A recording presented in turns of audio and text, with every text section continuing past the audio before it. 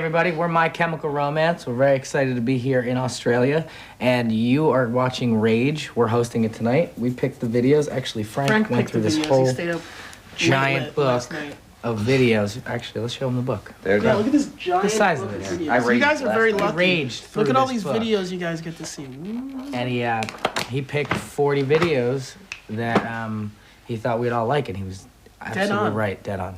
And so we're picking two of our favorites each, and you're with us all night, so nice to meet you. Thank you for having us. Hang out, enjoy yourselves. That, and if you land at Newark Airport, you get that waft, that smell. But what do you mean? What sort of smell are we talking?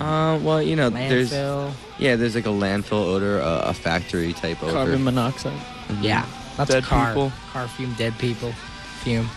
It's Metal we love it though. Meadowlands. You know. As I said, I was lucky enough to see you guys earlier in the year, and one thing that struck me straight away, and I did little dance when I was like, crikey, those guys are up there pulling off metal riffs and people are dancing to it, and I was so stoked. Like, it's definitely like a feat to see people dancing to us. That didn't happen for a long time. I think it's because a lot of people digested the record, but there's a lot of metal going on in it, and it's weird to see people kind of dance to it. But you can. I don't know why.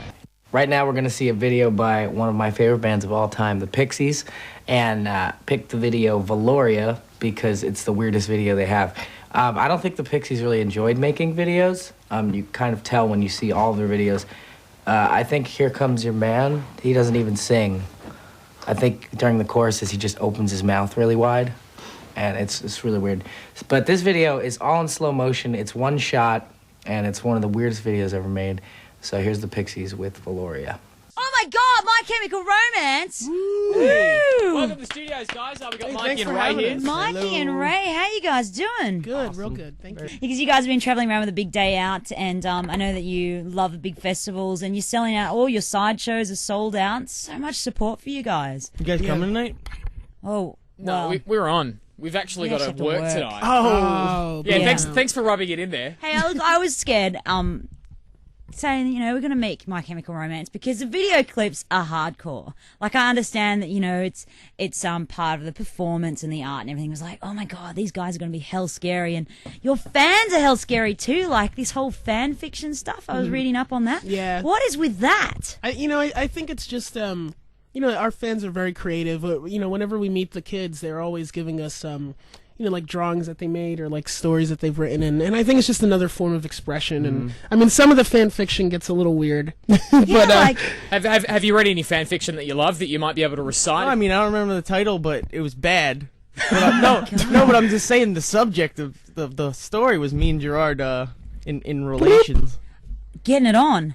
Yeah, That's what I mean. Like, is it something that that you intentionally thought, we're going to get out there and we're going to promote like this sort of macabre underworld sort of image, or is it something that's just evolved, or?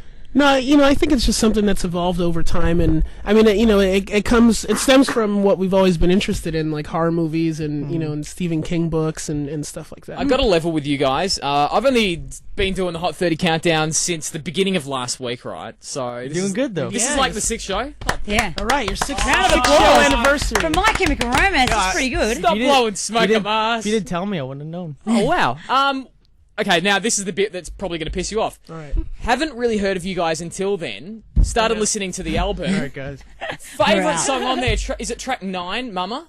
Yes. Oh, Mama. right Applause on. back at you. I love that Thank song. you. Yeah, that's one of our favorite songs to Yeah. play live, and That's and it was fun when you writing. play that live. It's just you just get because there's so many parts. It's almost like Rocky Horror Picture Show. Yeah. It's kind of like that. The way the kids like interact Yeah, with that respond song back. because there's so many sections and it's like kids they react differently to each section, which is amazing. So speaking of performing live, a lot of people listening might have been able to get to the big day out. What did they miss out on? Like what's a My Chemical Romance big day out set like? Yeah, it's just 5 guys up there just giving it their all, just being very honest and just trying to put on a great show and Come having on, a lot of fun. that's the press release there. No, What's it's the actual true. show like?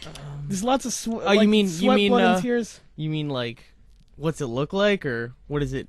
Well, Like see, from the I viewer, haven't been mean? there. All right, like I think our band has no energy and we sit and stare at our feet. Awesome. Toro's like a tornado. Nice. Yo, You know what it is though? I'm just it's like one of those things. Like I don't even. It doesn't bother me anymore.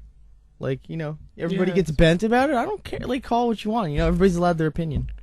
If they want to call us R&B, they could. You know what I mean? Like, No, they couldn't. you can call us anything.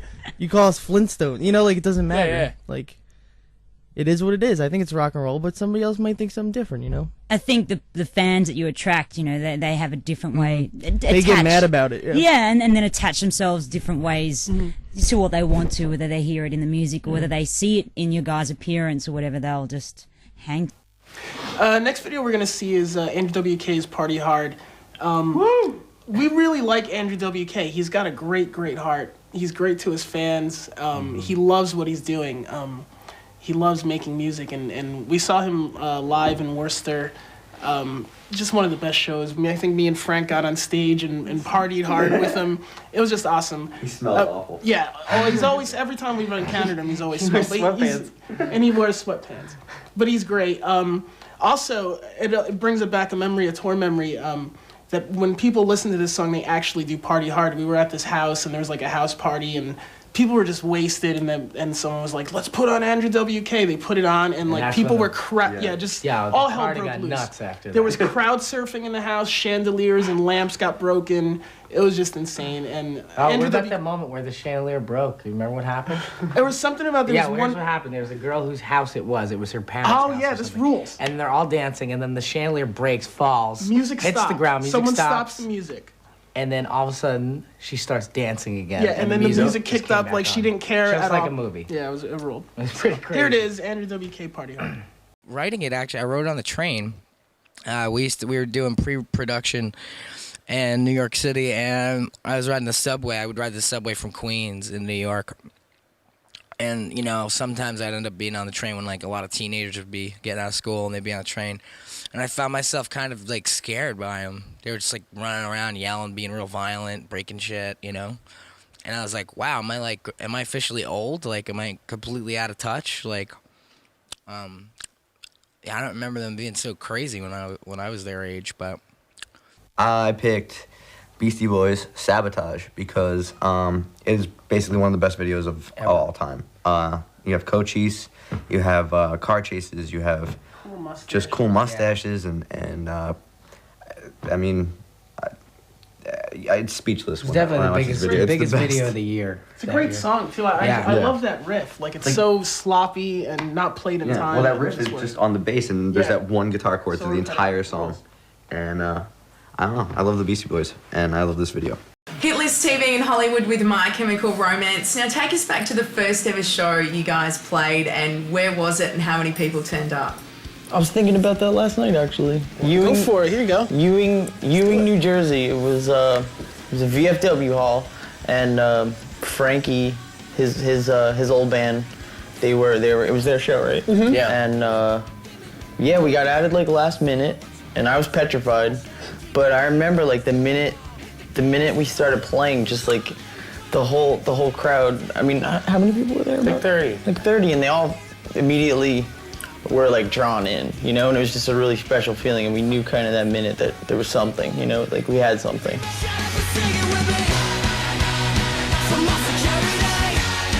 Cool. Now when are you guys coming back to Australia? Not sure yet. Possibly, I would assume next year. Hopefully, and if not, the year after that. I mean, we always we've always had a great time in Australia playing shows. The big day out a couple of years back was incredible for us. We also did a run on the Black Parade tour that was amazing. That was some of the best great, shows. yeah. So We've yeah, never had a bad show in Australia. Yeah, no definite dates, but definitely we'll be coming back. That's because we love you in Australia. Yeah. We love you guys. That's right.